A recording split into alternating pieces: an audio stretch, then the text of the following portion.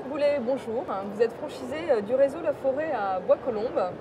Vous êtes devenu franchisé après 15 ans d'expérience au sein de l'entreprise Kodak et notamment avec une dernière expérience en tant que responsable de la franchise Kodak Express. Pourquoi avoir un jour songé à créer votre entreprise? Mon parcours, c'était un vrai cycle professionnel, 15 ans, où j'ai eu l'occasion de faire pas mal de métiers, effectivement, principalement de l'animation d'équipes commerciales, direction des ventes, animation du réseau Kodak Express, vous venez de l'évoquer. Et puis au bout de ce cycle, à une petite quarantaine d'années, j'ai eu envie de me réaliser, voilà, et de ne plus subir de nouvelles organisations 2 fois, 3 fois par an, mais de prendre mon avenir professionnel en main. Alors Voilà. pourquoi avoir choisi la franchise? Pourquoi l'immobilier? Alors pourquoi avoir changé la franchise? Parce qu'en fait on est dans un monde aujourd'hui, dans un marché qui bouge énormément. Et avoir un projet le jour J c'est bien, mais il faut que ce projet soit pérenne. C'est-à-dire que dans 3 ans, dans 5 ans, le marché ayant bougé, il faut que l'enseigne avec laquelle on va être associé, le franchiseur, puisse effectivement s'adapter à ce marché, innover, s'adapter. Et rendre de ce fait-là pérenne notre exploitation, notre entité commerciale locale. Alors il y a d'autres acteurs qui se développent sur le secteur de l'immobilier en franchise. Pourquoi avoir choisi l'enseigne La Forêt pour créer votre entreprise? Alors quand j'ai fait le tour des différents franchiseurs en 2004, il m'est apparu effectivement que La Forêt sortait du lot. Il maîtrisait bien le marché, le savoir-faire, de la formation en passant par le concept point de vente, l'animation et une image qui était connue et reconnue du grand public et des clients. Alors vous avez choisi un réseau pour vous appuyer sur une expertise. Quel accompagnement La Forêt vous a-t-il apporté à chaque étape de votre projet? Alors l'accompagnement, il y a tout d'abord la formation initiale. Après, il y a la reprise en main effectivement d'un projet avec le financement, l'installation du concept. Et comme toutes ces étapes étaient bien huilées, les choses se sont faites assez naturellement, avec un démarrage en 2-3 mois. Voilà, donc un vrai accompagnement. Alors, les choses ne s'arrêtent pas au moment où l'ouverture se fait.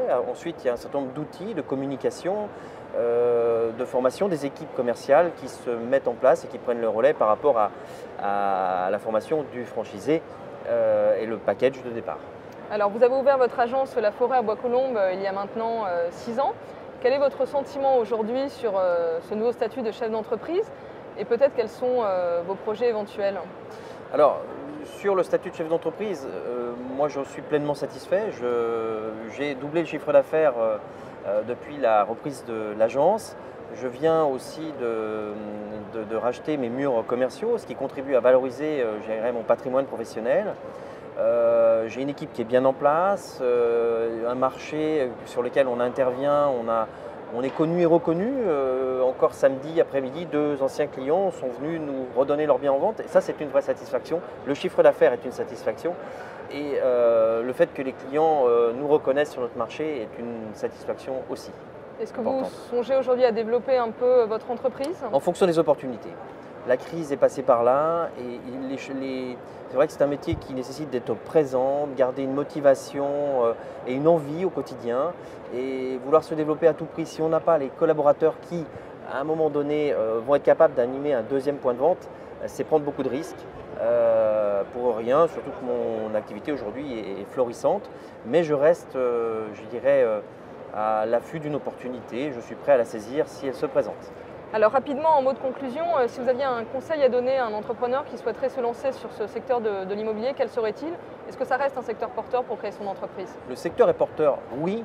Ce qu'il faut bien vérifier, c'est que le profil du futur franchisé soit en adéquation avec les exigences du marché et des clients. C'est un marché qui est très concurrentiel et il faut être habitué à travailler sur des métiers concurrentiels, avoir été habitué à travailler sur des métiers concurrentiels, animer une équipe commerciale.